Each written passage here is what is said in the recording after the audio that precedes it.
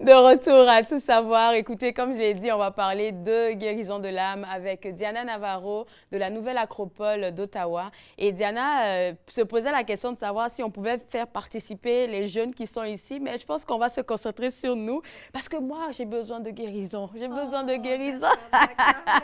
Première question pour toi, Diana, c'est parle-nous de la Nouvelle Acropole d'Ottawa. C'est quoi cet organisme-là? Qu'est-ce que vous faites? Nouvelle Acropole, c'est une organisation culturelle, philosophique, où notre but, c'est d'éduquer l'être humain avec éducation humaine, oui?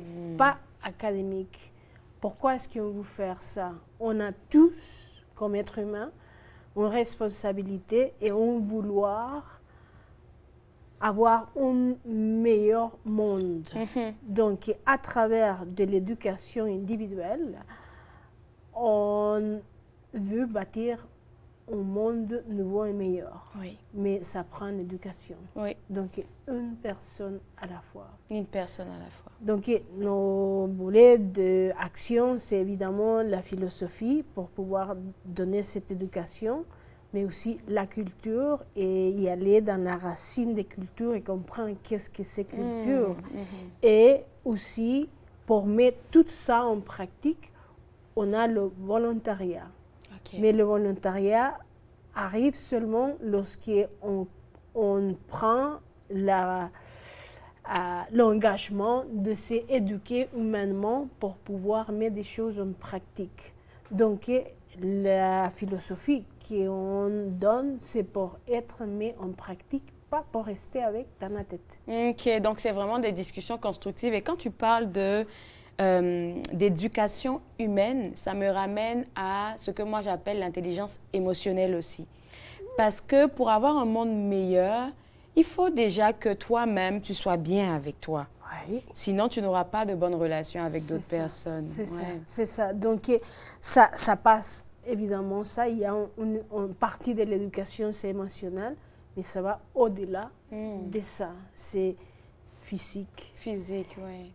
Émotionnel, énergétique, mental.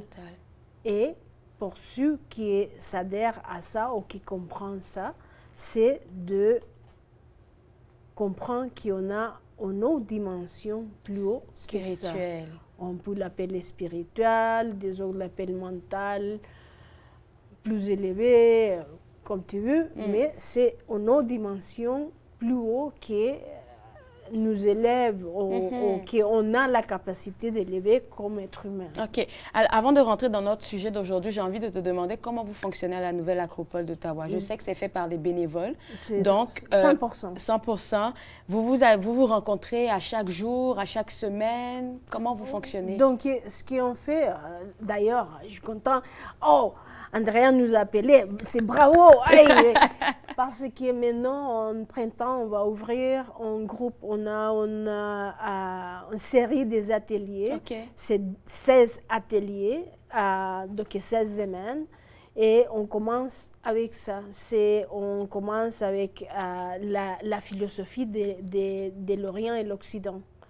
Pour commencer, donner une base et comprendre où est-ce qu'on est en la compréhension de l'être humain. Ce n'est pas de lire des livres pour ça, mais c'est comprendre où est-ce qu'on est comme être humain et établir un vocabulaire qu'on puisse se comprendre les unes les autres.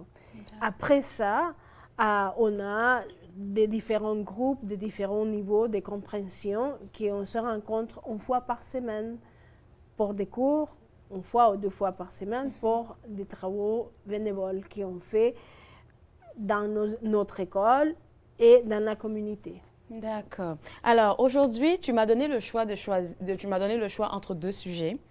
Le deuxième sujet, je l'ai déjà oublié, mais le sujet que j'ai choisi, c'est « Comment développer la tranquillité de l'âme quand tout semble difficile » par Marc Aurèle. Et je pense qu'on a une image qui est sur votre page Instagram qu'on va montrer à l'instant.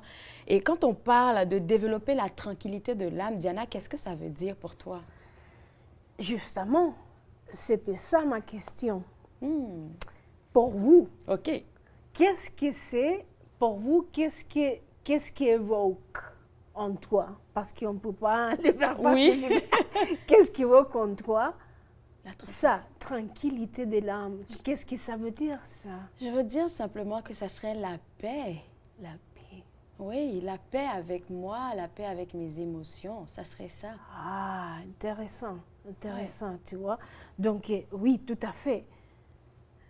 Lorsqu'on est en paix, on va voir l'image l'image est passée, oui. L'image est passée, on voit quelqu'un qui est assis tranquille, en paix. En paix. Il y a tout autour toutes sortes de tourbillons qui se passent. Qu'est-ce qui se passe? Le tourbillon qui se passe autour de nous et pouvoir rester au centre. C'est quoi ce centre? Hein? Et c'est quoi l'âme? C'est quoi l'âme? Dis-nous tout, Diana. Qu'est-ce que c'est que l'âme, selon toi? Pas selon moi, bon, un petit peu selon moi, selon mon expérience, d'essayer d'établir ça et d'appliquer les enseignements. Tu as parlé les émotions, émotionnellement tranquille. Oui. Les Grecs parlaient de l'âme comme la psyché. Et la psyché, c'est cette duo qui a toujours cette interaction entre les émotions et le mental, la raison. Toujours, un nourrit l'autre. Tout est sans d'une certaine façon, ça génère certaines pensées. Ces pensées poussent en bas pour générer ou maintenir cette émotion. Ils font ça. Donc, comment tranquilliser ça? Comment tranquilliser ça? Mais d'abord, comprends, c'est quoi les obstacles pour avoir cet état d'être? C'est quoi les obstacles? Si on veut être en paix, si on veut être tranquille, tout autour de nous, le tourbillon, et on reste tranquille, centré. Qu'est-ce qui m'empêche d'être là? Qu'est-ce qui m'empêche? Je pense qu'on est très souvent, en tant qu'humain, ça c'est moi qui le pense, on est très souvent dans notre tête. Même quand les gens vont à la méditation, là, même quand je suis en session de yoga, je pense déjà, oh, il y a quelque chose que je dois faire, là, il y a un projet que je dois terminer. La tête, elle tourne tout le temps. Donc, pour moi, on a de la difficulté à se recentrer. Et je pense que c'est ça, les tourbillons de la vie va vite. C'est ça. Donc, tu vois, ça c'est ça, les tourbillons. Et qu'est-ce que ça génère, ce tourbillon? De l'anxiété. L'anxiété. La peur. La peur, oui. De l'insécurité. Oui. Oui. Même la tristesse. Oui. Oui. Et lorsqu'on a tout ça, on peut devenir replié sur soi-même. Avec la peur, on peut devenir violente. Ah oui, c'est vrai. Parce qu'on ne sait pas quoi faire.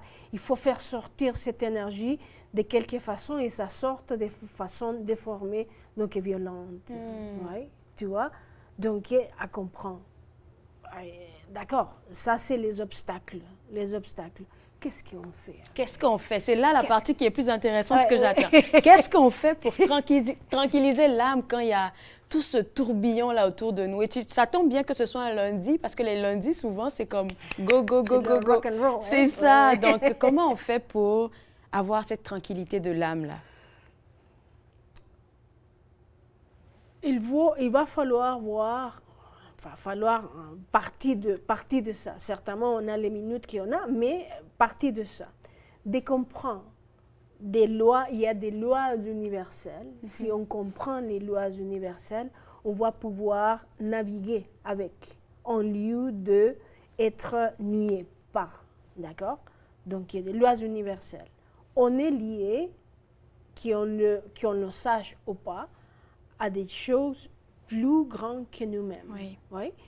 Prenons la loi universelle de rythme. Le rythme. Ce n'est pas exactement de rythme, on va dire une loi de cycle. De cycle, ok. De cycle, il y a les cycles. On est gouverné par cette loi. Et cette loi de cycle, lorsqu'il y a des cycles, ça nous fait penser à un rythme. Oui. Si on comprend qu'on est gouverné par la loi de cycle, qu'on passe à travers la journée avec des hauts et des bas, et qu'on puisse reconnaître que oui, je vais passer à travers ça et être plus tranquille avec. Ok. Oui? Au lieu de dire Encore, ouais, c'est ça. encore, et ça fait du mal, et ça m'amène l'anxiété et tout ça. Il dit, oh, d'accord, ça arrive, regarde, ça et ça et ça a activé l'anxiété avec moi. Ou ça a activé la tristesse. Ou ça a activé, je sais pas, toutes sortes des émotions, tu vois.